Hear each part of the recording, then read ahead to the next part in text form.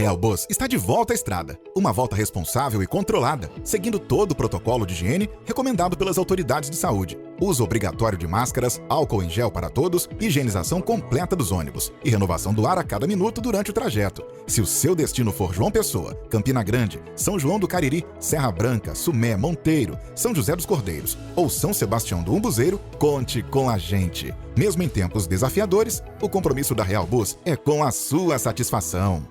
Bom dia, estamos iniciando mais um programa nessa manhã de terça-feira, hoje 21 de dezembro. Estamos deixando hoje a primavera, iniciando o verão. Hoje também celebra-se o Dia do Atleta.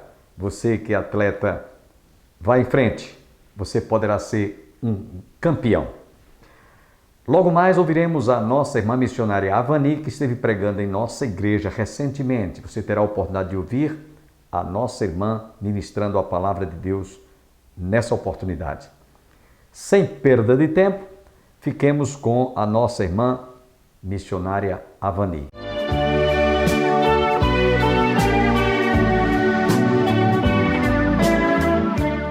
Eu gostaria que você abrisse nessa noite no livro de Jeremias, o capítulo 2.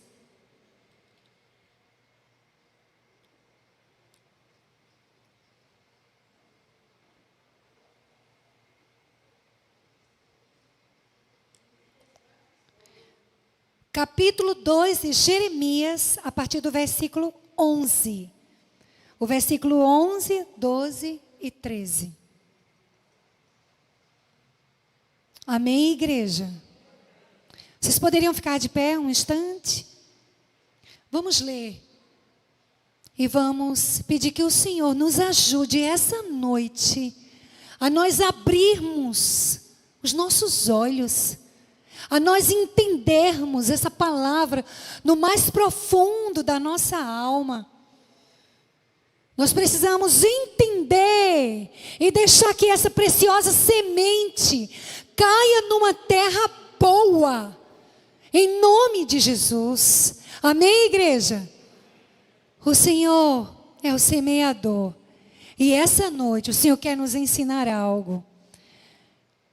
Vamos ler a palavra do Senhor, a partir do versículo 11. Houve alguma nação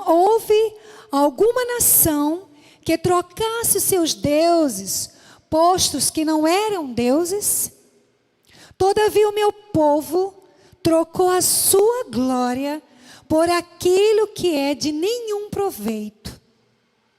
Espantai-vos disto, ó céus, e horrorizai-vos, ficai estupefatos, diz o Senhor. Porque dois males cometeu o meu povo.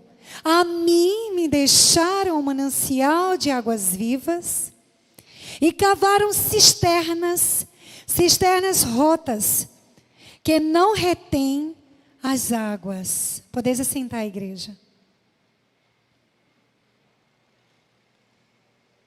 Que o Espírito Santo de Deus nos ajude essa noite a nós guardarmos a preciosa semente, como eu já disse. Aqui o Senhor é enfático em nos trazer à memória o que foi dito há muito tempo atrás. Ele retrata aqui de um povo, o meu povo. Aqui Deus não está falando de ímpios. Aqui Deus não está falando de um povo que não seja o seu. O Senhor é enfático em dizer que o meu povo, nós somos o povo de Deus, amém, igreja? Nós somos nação escolhida de Deus, amém? Foi por nós que o Senhor pagou um alto preço, amém? Nós somos o seu povo. E esse povo que o Senhor tirou com braço forte do Egito, tirou da escravidão, manifestou o seu poder no deserto, se manifestou esse povo, se apresentou esse povo como um Deus que supre as necessidades, como um Deus suficiente, como um Deus que faz aliança, como um Deus bondoso, um Deus misericordioso. Deus manifestou-se a esse povo como um Deus único e suficiente, que fez uma aliança, e uma aliança eterna. E essa aliança, esse pacto que o Senhor fez com esse povo, o Israel de Deus, se estendeu até nós. E nós somos o Israel de Deus. E nós ficamos a perguntar, questionar, como um povo que viu a glória de Deus é capaz de trocar esse Deus por deuses que não são deuses, por deuses que não são deuses. E a gente se pergunta, né? Por que eles trocaram por deuses que não são deuses? Um Deus que é o verdadeiro Deus. Aí você imagina que troca horrorosa, que troca insana, que troca impensada. O que tinha no coração daquele povo, que passava em sua mente. Como um povo troca, como aqui o Senhor se declara, manancial. O manancial de águas vivas. O Senhor tem sido manancial para a sua vida, igreja, amém? A palavra do Senhor diz que o Senhor é água viva, que todo aquele que bebe da água que Ele der, nunca mais terá sede. E do seu coração fluirão rios, rios de águas vivas. Como pode um povo saber que Deus era manancial, que jorrava águas vivas, e trocam por deuses que de nada valem, e ainda abrem cisternas, né, que foram dois erros que esse povo comete. Deixam o manancial de águas vivas e cavam cisternas rotas. Como que a pessoa não, vamos dizer assim, não analisa, né, que é tão simples comparar, mas manancial por cisternas rachadas, cisternas que não retêm água. É como alguém trocar a sua cama, sua casa pelo relento. Não, eu vou dormir na rua. É como alguém trocar o seu alimento que Deus lhe abençoa no seu lar,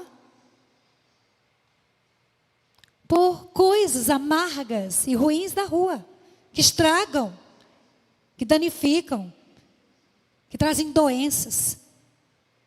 É como alguém trocar o conforto do seu lar. É como alguém deixar sua esposa, deixar sua família, que ama, que é amado. Aliás, que ama eu não sei, né? Porque alguém que deixa, a gente imagina como é isso. Como pode ser isso?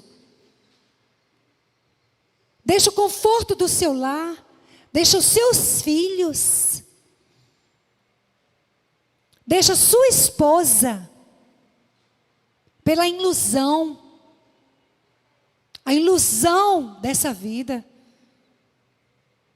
por palavras vãs, por carnalidade, por palavras de mulheres sedutoras.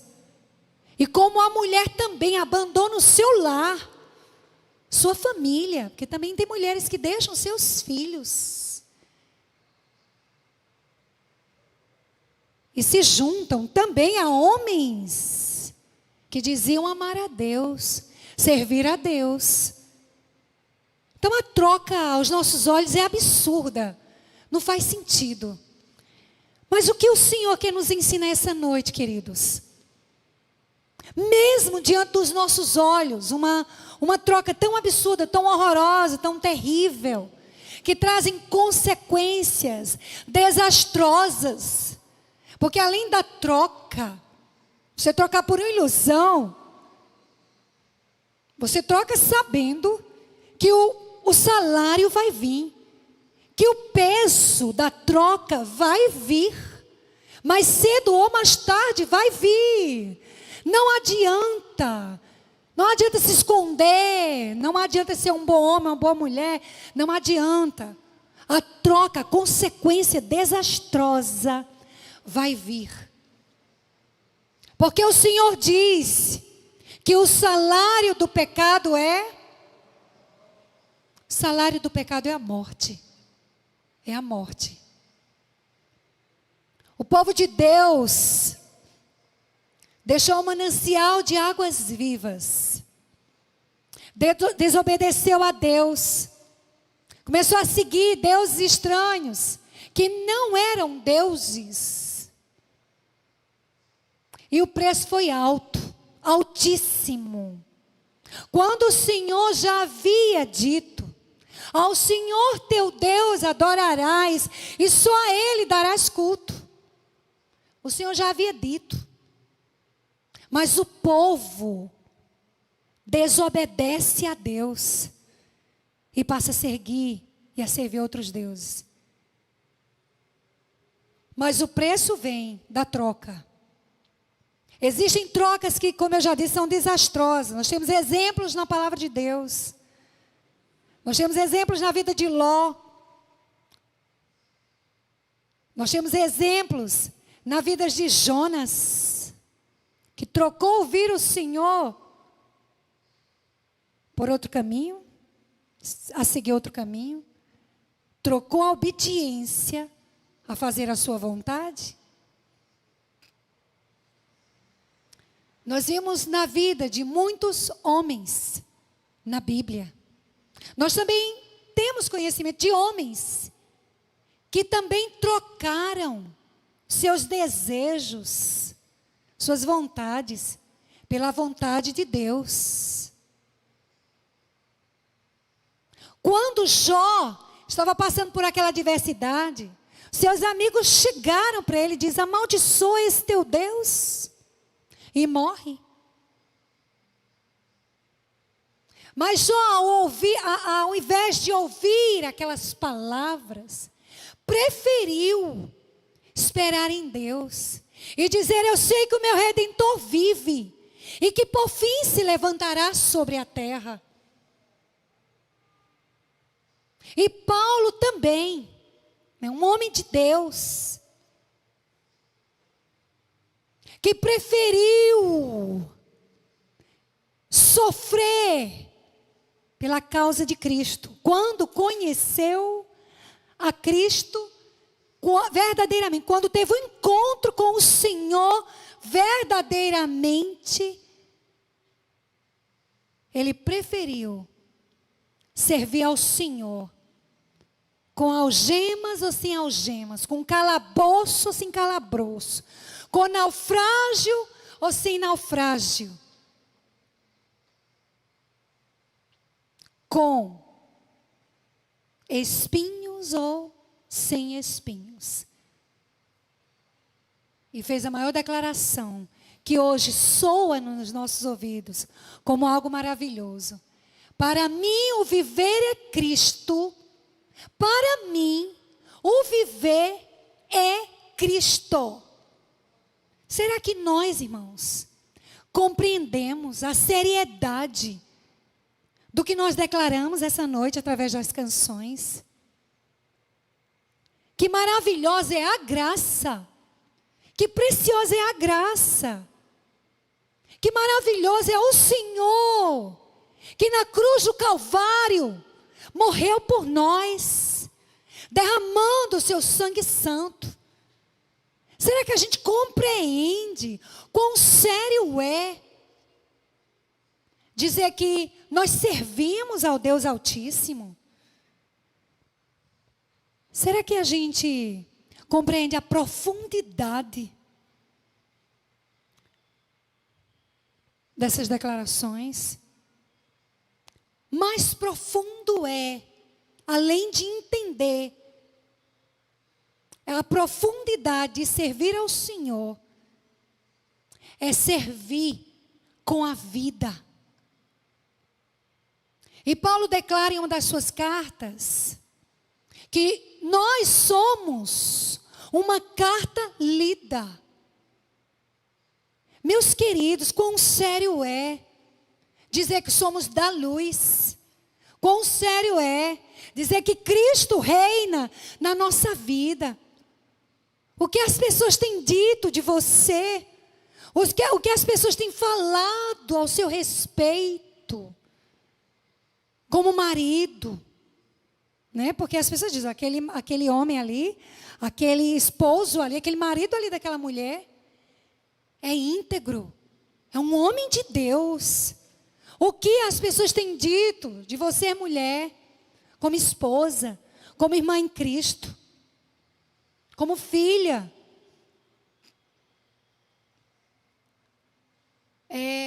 Falando de filha, eu gostaria só de dizer o seguinte, né? Eu apresentei a minha família e, como os irmãos mesmo ouviram da boca do pastor da minha boca, o meu esposo partiu, né? Só que ele partiu para a glória. E com algumas semanas antes, a minha mãe havia partido. A minha mãe havia partido no finzinho de agosto, quase no finzinho de agosto. E meu esposo, 10 de setembro. Vai fazer 3 meses. Vamos fazer 3 meses. Não é fácil. É desafiador. Muito. Porque é uma dor terrível. Terrível. A dor da separação de alguém que era um príncipe na terra. Eu digo príncipe porque era um pai íntegro, marido íntegro, um servo íntegro. Vivia para pregar o evangelho. Era um homem maravilhoso. Amava anunciar que Jesus é o Filho de Deus. Então é muito difícil. Porque eu não perdi. Aliás, Deus não removeu qualquer homem. Deus removeu um presente que eu tinha. E aqui Israel não estava trocando, Deus não estava trocando aquelas cisternas rotas por qualquer pessoa. Eles não estavam trocando os deuses por qualquer pessoa. Estavam trocando pelo Deus Todo-Poderoso. Aliás, né, deixando o Senhor por esses deuses. E a dor assim que Deus deve ter sentido foi muito grande. Né? Nós não podemos conjecturar, nem dizer que Deus sentiu indignação, que Deus ficou furioso. Mas que o preço da troca foi terrível. Porque o Senhor disse para Moisés: eu riscarei o nome dessas pessoas do meu livro. Riscarei. Então, irmãos, servir ao Senhor tem que ser além de palavras. Amém, igreja? E a gente se pergunta, Senhor, se esse povo, o povo de Israel, trocou, será que existe vulnerabilidade na minha vida para fazer isso? A palavra do Senhor nos diz que nós temos uma carne, certo? Que nós temos o inimigo, com as potestades, dominadores do mundo tenebroso, os principados que andam ao nosso derredor. E que a palavra também nos alerta sobre o mundo Aí é que há a vulnerabilidade. As vulnerabilidades para deixar o Senhor. Porque você até questione de pessoas que cantavam no púlpito, pessoas que pregavam no púlpito e de repente estão no mundo. Voltaram à escravidão. Voltaram a comer as bolotas de Satanás. E você diz, mas meu Deus, cantava tão lindo, pregava tão profundo. Como assim? A palavra do Senhor, no livro de Mateus, o capítulo 26, 41, diz: vigiai e orai. Vigiai e orai, para que não entreis em tentação. Na verdade, o espírito está pronto, mas a carne é fraca. Aí é que está a vulnerabilidade da carne. Você jamais pode subestimar a sua carne. É óbvio que você tem as suas convicções. Você ama o Senhor. Você tem Deus como o Senhor da sua vida. Você já experimentou seus milagres, o seu amor. Você sabe, além disso, quem é Deus. Porque o nosso servir deve ser por quem Deus é, não pelo que Ele faz. Porque se for pelo que Ele faz, quando vier a adversidade, você não aguenta. Você não aguenta, você naufraga. Você cede, você não aguenta. E a palavra do Senhor nos diz que nós devemos vigiar. E que as obras da carne, que nós ainda estamos na carne, ok, igreja? Nós ainda estamos nessa carne, vulnerável a pecar, a desobedecer, a mentir, a ter inveja, a idolatrar, a ter ciúmes, a trair. Essa carne está sujeita à imoralidade. Imoralidade. São as obras da carne. E nós não podemos subestimá-la. Mas nós precisamos, igreja do Senhor amada, amada do Senhor, noiva de Cristo. Vocês sabem que o Senhor está voltando. Quantas pessoas que tiveram a oportunidade de ouvir sobre o manancial de Deus, mas preferiram as paixões do mundo, não é verdade?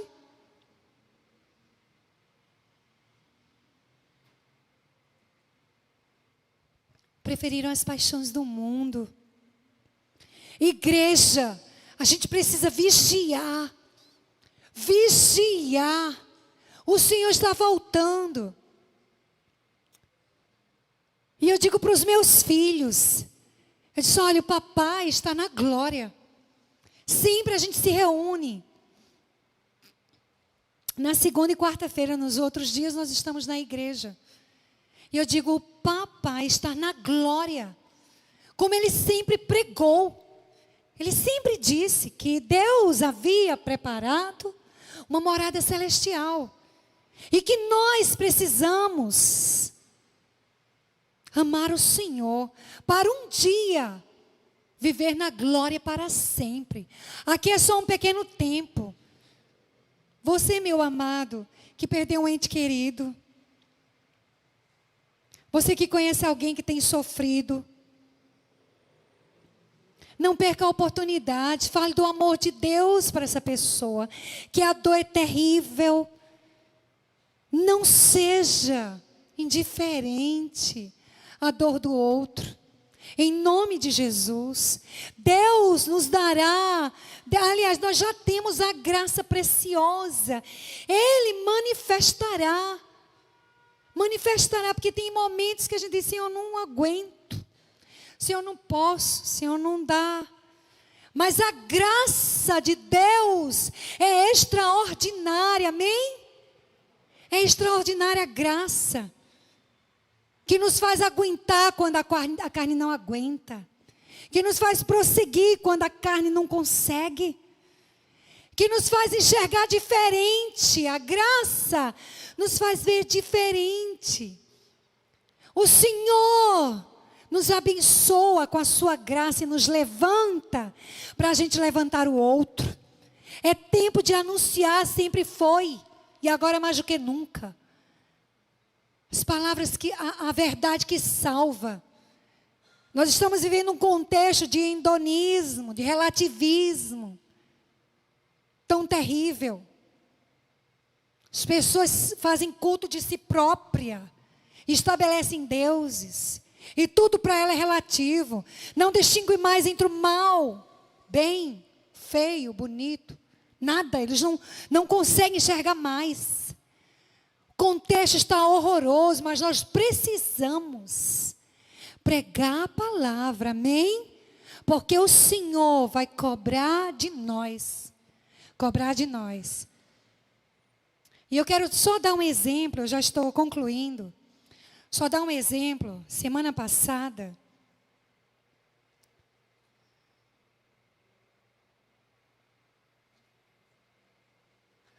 uma irmã ligou para mim e disse: Avani, eu preciso que você venha num velório para ministrar uma palavra.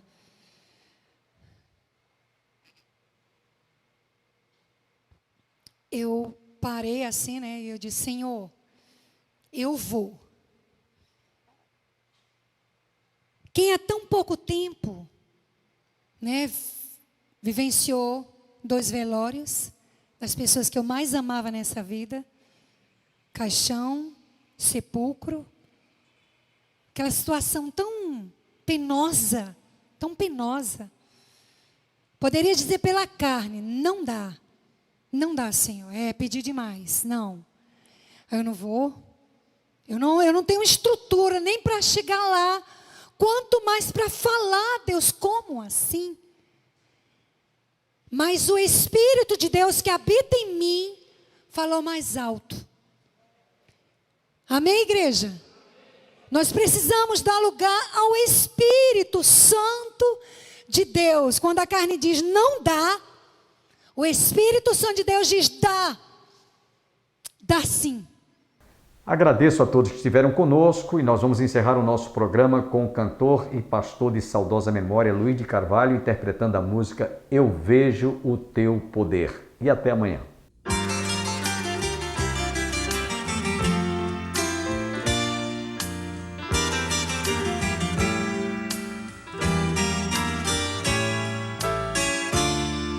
Nas noites silenciosas, no perfume de rosas, eu vejo teu poder, Senhor.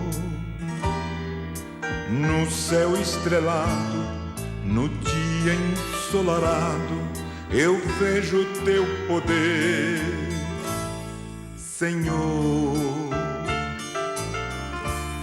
Na expressão da verdade, na forma de humildade, eu vejo teu poder, Senhor. No alívio da dor e num gesto de amor, eu vejo teu poder, Senhor. Eu vejo teu poder, Senhor. Eu vejo teu poder, Senhor. Na ave a voar, no bramido do mar, eu vejo teu poder, Senhor.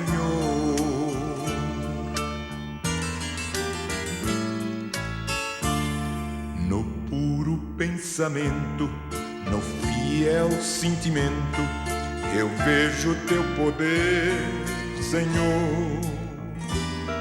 Na chuva a cair, na criança a sorrir, eu vejo teu poder, Senhor. Eu vejo teu poder, Senhor. Eu vejo teu poder, Senhor. Na ave a voar, no bramido do mar, eu vejo teu poder, Senhor.